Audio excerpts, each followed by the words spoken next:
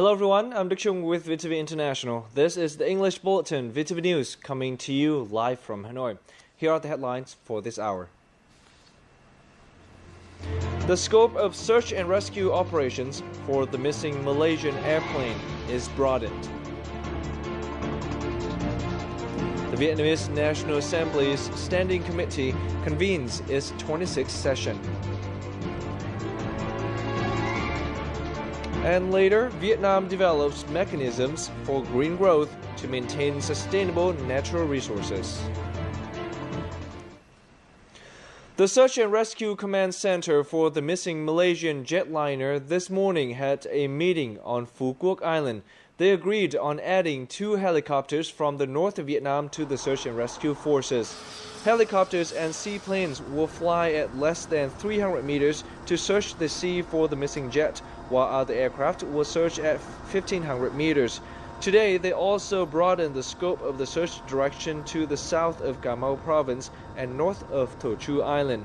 By the end of the meeting, the Singaporean side proposed to bring 4 black box signal detectors, which can detect signals to a depth of about 100 meters into the search and rescue process.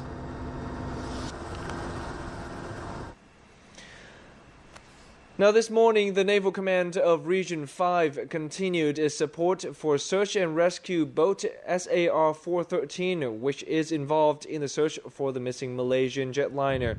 The Vietnamese naval vessel will receive fuel to continue the search for an additional 3 to 4 days. According to the captain, despite good weather, there has been no sign of the missing plane. There are currently 7 Vietnamese search and rescue ships participating in the search process for the missing Malaysian jetliner. In light of current events, the Vietnamese Ministry of Transport has ordered the aviation sector to tighten security after the Malaysian jet went missing near the country on Saturday. Vietnam is now on the first level of a 3-level security alert system. Security was tightened in and around the country's largest airport, Tân Sơn Nhất in Ho Chi Minh City. Passengers are randomly subjected to intensive checks before boarding a plane. Meanwhile, security checks have received support from passengers, especially foreign tourists, to ensure all flights are safe. I think security check is pretty good. It's just a bit slow. I expected to do some duty-free shopping, but I got no time. On average, Tân Sơn Nhất International Airport receives 13,000 to 15,000 of international tourist arrivals. This is not a large number. However, there is still pressure to meet the terms and conditions proposed by the 40 international airports after the missing Malaysian airliner. Apart from implementing regular security measures, we also enhance inspection and supervision of check-in services for passengers, as well as security checks inside the terminals and the flight area. Also, the Tân Sơn Nhất Aviation Security Center have coordinated with relevant agencies such as the Port Authority, Border Gate Police, Customs Service, airlines, to strengthen security checks at places outside the terminals. We will increase the security force at and around the airport to guarantee safe flights for the passengers. The Tân Sơn Nhất Aviation Security Center has mobilized an additional 40% of personnel on duty at and around the airport. More than even, the safety of the passenger is on the top priority. However, tightening security at the airport helps to assure passengers of the safety of the international and domestic airport security level. We will keep you updated on the search and rescue process for the missing airplane as we get more information in our coming bulletins. Moving on now to other news. The Vietnamese Minister of Science and Technology, the Minister of Agriculture and Rural Development, and the head of the National Assembly's Committee on Science, Technology and Environment chaired a meeting in An Giang Province this morning to discuss measures to improve agricultural production using new technologies. At the meeting, Minister of Agriculture and Rural Development Cao Đức Phát emphasized the importance of rice and fisheries in the Mekong Delta region. He also noted that the economic value of those products were not high, as farmers have been following traditional farming techniques. Hence, ministries and related agencies need to establish a link between farmers and authorities, science and technology departments to foster the transfer of new technology and modern farming techniques. 12 new high-standard rice processing plants are expected to be in operation by 2018. Japan is amongst the nations currently negotiating the Trans-Pacific Partnership, or TPP. This country is the leading importer of Vietnamese seafood. Therefore, experts believe the TPP will be a great advantage for Vietnamese seafood exporters when import taxes will drop to just 0%. The question is how Vietnamese enterprises are going to make use of this. The Vietnam Association of Seafood Exporters and Producers said seafood export turnover to Japan last year was $1.15 billion, 17% of Vietnam's total seafood export. Japan imports shrimp and tuna, which are Vietnamese products. That is why Vietnamese seafood enterprises are paying special attention to the TPP. A 0% tax floor will create an equal playing field for all enterprises. Those who can take control of the market through good budgeting and low pricing will win. Currently, Vietnam has to pay a 6.4 to 7.2% tax to export tuna to Japan, while for Thailand and Philippines it is 0%. The TPP could have a great impact on the lives of fishermen in Bình Định, Phú Yên, and Khánh Hòa provinces. These localities have over 1,800 tuna fishing ships.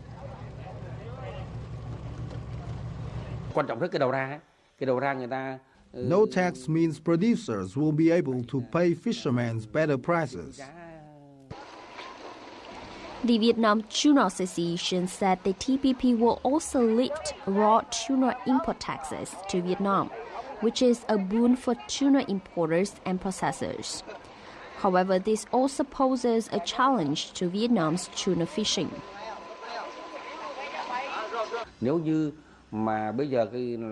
When taxes are at 0%, more tuna from the Philippines and Indonesia will come in.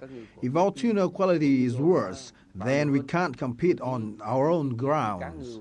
We currently have no control over fishing, additives or antibiotics. Right now, no enterprise can say they have tuna quality under control. The TPP could provide a good opportunity for Vietnam to increase seafood export turnover. Whether this opportunity will be realized or not, however, all depends on the efforts of Vietnamese seafood enterprises. The Vietnamese Ministry of Labor, Invalids and Social Affairs and the Republic of Korea's Ministry of Employment and Labor signed a memorandum of understanding at the beginning of this year. The agreement is the result of a pilot program that requires workers to make a cash deposit before going to work abroad. The number of workers in the Republic of Korea not returning home when their contracts expired has diminished, and the figure is expected to fall even further. So Korea's Ministry of Employment and Labor has renewed the labor agreement of over 14,000 Vietnamese workers in 2014. Moving on now with other news, many households in the buffer zone of the higher U Minh National Park have seen their living conditions improved thanks to a local economic development project. This project is expected to prevent deforestation and sustainably preserve the forest's natural resources. Phạm Thị Hồng Y's family is one of the households living in higher U Minh National Park's buffer zone. 10 years ago, her family experienced a precarious existence due to a lack of knowledge and money. A few years ago, she was allowed to use a part of the buffer zone's land and funding through a project on supporting inhabitants in buffer zone. By doing fish and fruit farming, her family can earn hundreds of millions of Vietnam dong. Thanks to support from the local authorities, I can see our living standards improve. Bùi Minh Do also lives in the buffer zone. Do said when he started settling here, there were no electricity supplies and roads, so life was hard. Now things have changed. Now people can build brick houses and life is more stable. In addition, indigo and sugar cane can also enjoy high price, so people here are very excited. The local authorities have recently allowed the locals to use part of the buffer zone for farming. We have also instructed the locals on various production models. After a few years, people have applied models on the provided land very effectively. Over the past decade, more than 3,100 local households in the Higher U Minh National Park were provided with more than $8.5 million. The rate of poor households in the region has reduced significantly from 70% in 1999 to less than 10% in 2014. We have focused on studying new models which are suitable to the local conditions. We also further support people with funding and seeds. However, according to the local authorities, some households still depend too much on aid, while their production is spontaneous and inefficient. The authorities have said they will strengthen cooperation with other agencies to provide sustainable economic development models for the locals. In the latter half of our bulletin, the World Bank plans a $390 million project to help the Mekong River Delta cope with climate change. And later, over 1,000 dancers participated in the first activity to celebrate 60th anniversary of Điện Biên Phủ victory. Stay tuned, VietNam News will be right back.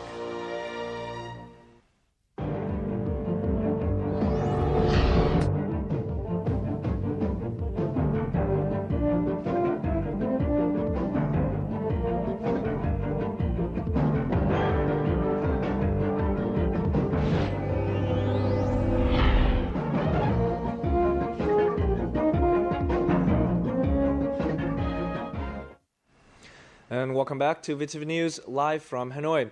The National Assembly's Standing Committee of Vietnam opened its 26th session in Hanoi on Monday, giving opinions on a number of laws and ordinances for submission to the upcoming 7th National Assembly meeting. Following are the latest updates.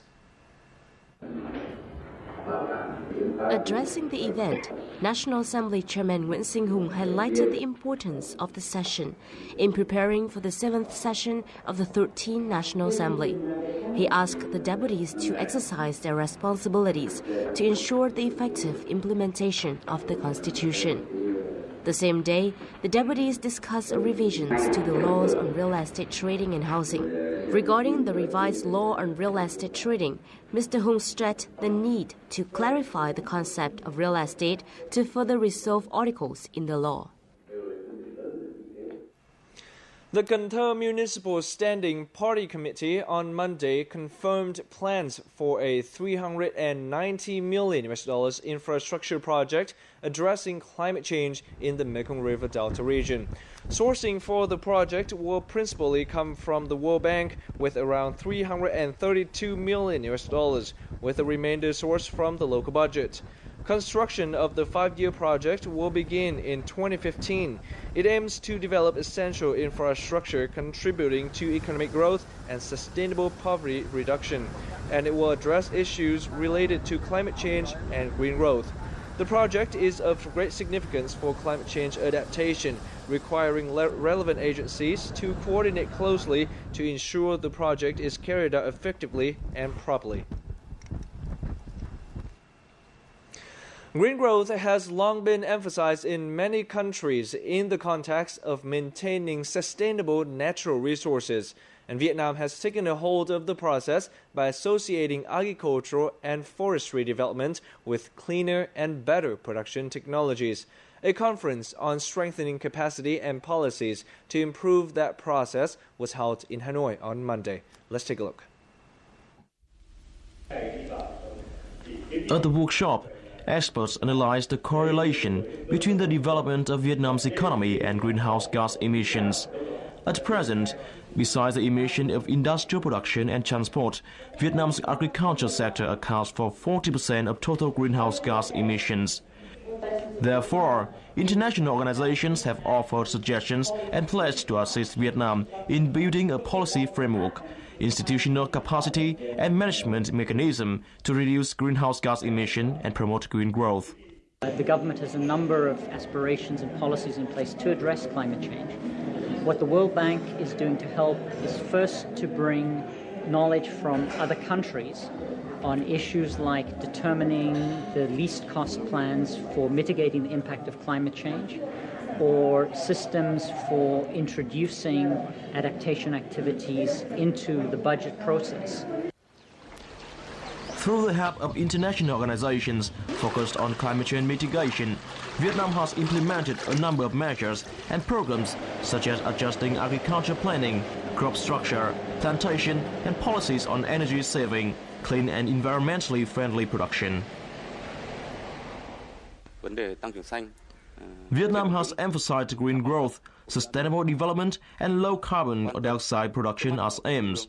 The government has organized conferences and seminars to raise awareness among the public and businesses about the application of cleaner production to produce environmentally friendly products.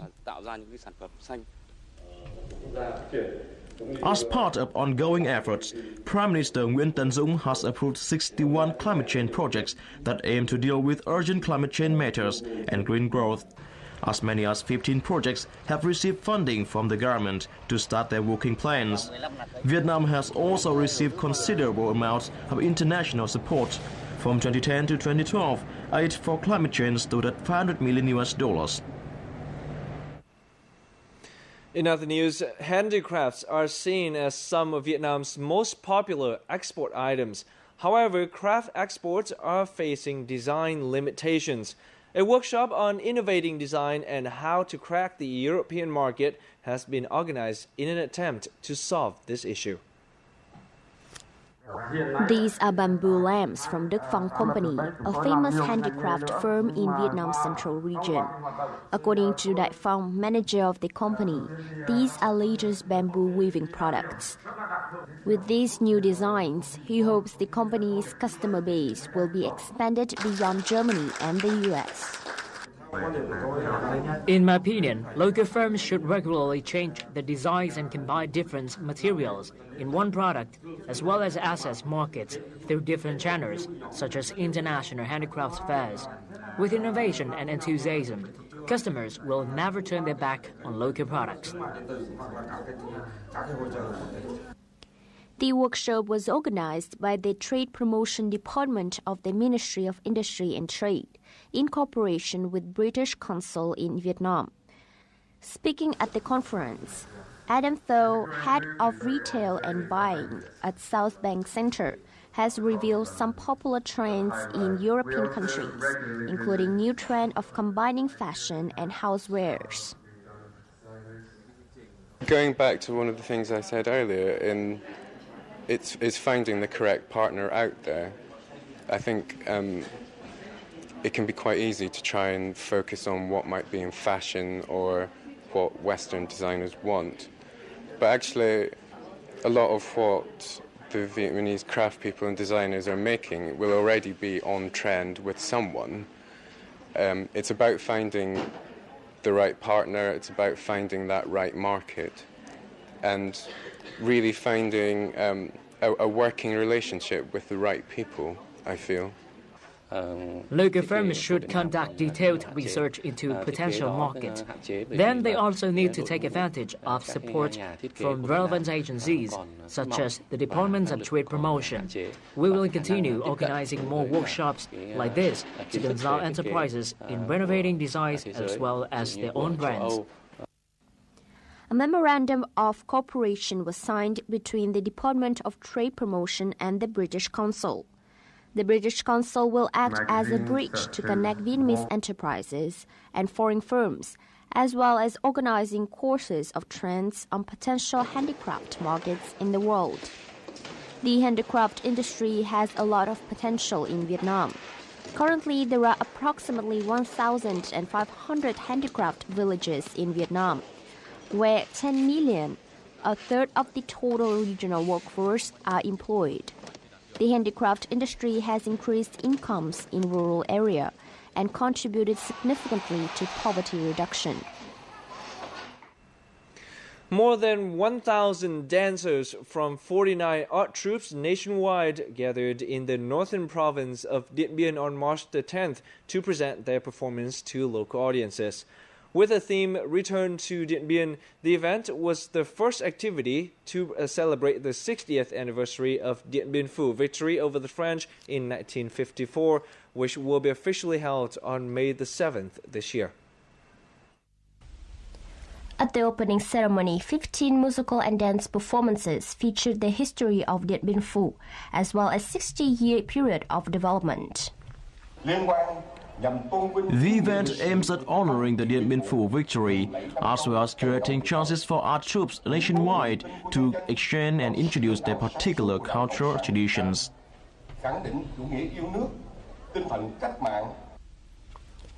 Beginning on March the 7th in Hanoi, the dance performance will tour 5 northern provinces, including Hòa Bình, Sơn La, Yên Bái, Lào Cai, and Lai Châu. Main activities at the event include musical performances and art exhibition. Through the festival, younger generations in the province should be aware of the need to maintain traditions and implement poverty reduction and build tourism sites. The event aimed at providing information on the Điện Biên Phù's victory to a wider audience of ethnic people in mountainous areas. Up next, we're going to take a look at a few online articles about Vietnam.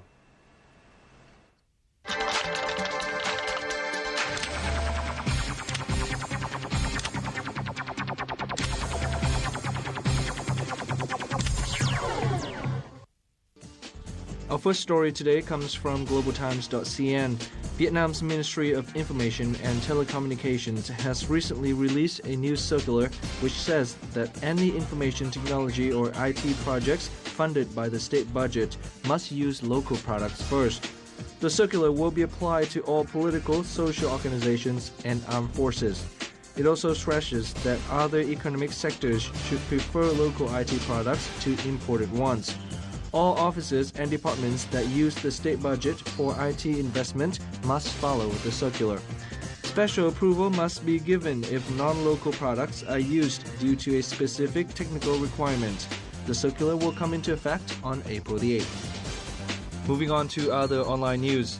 According to ibtimes.com, Japanese investors are heading to Vietnam as of late, as Thailand is rocked by political instability and China becomes less attractive with rising wages.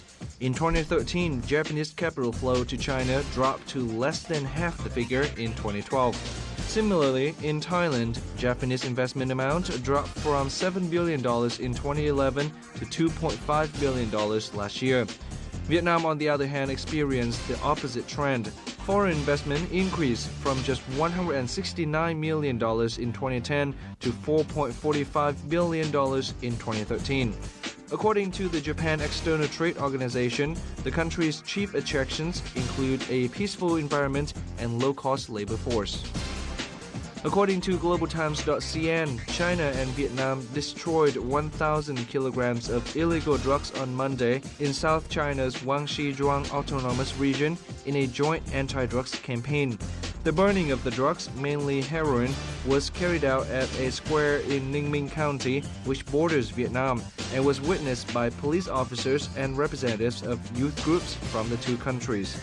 China and Vietnam launched a joint anti-drug operation along their shared border on February the 28th, vowing to establish an effective information exchange mechanism and to work together to crack a number of major drug-related cases.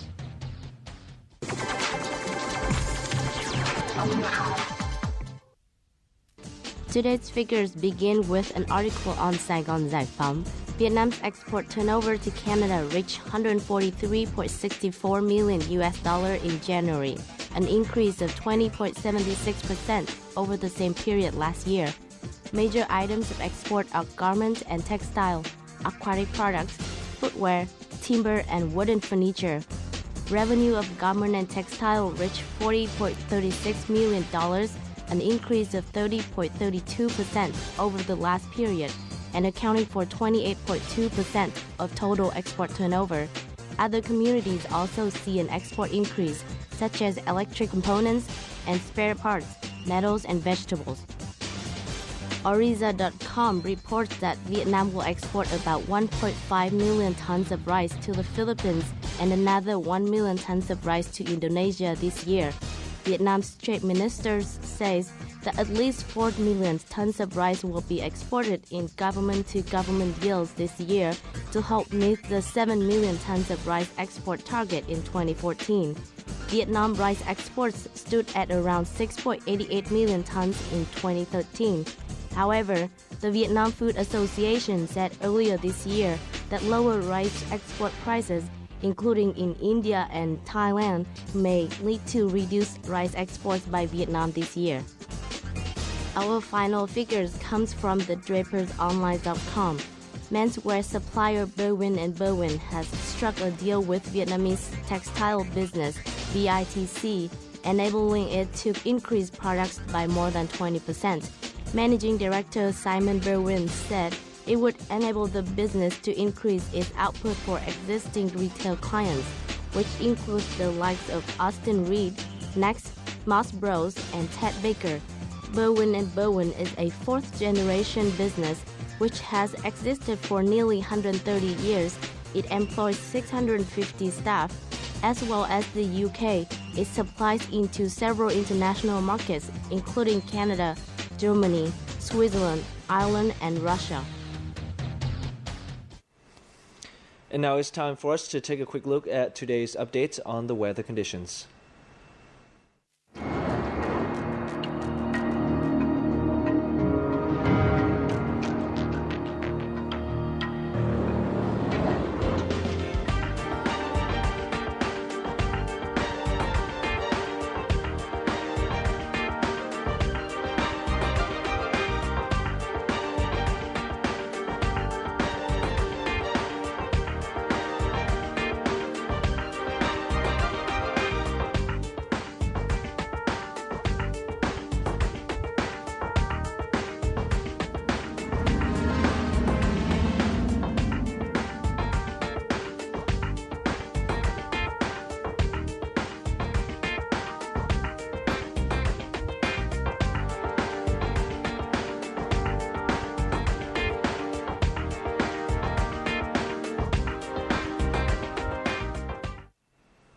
The weather forecast has closed out our news bulletin for this hour. Thank you very much for spending your time here with us. Simply visit our website at vtv4.vn to rewatch any of our programs online. For now, goodbye from Hanoi.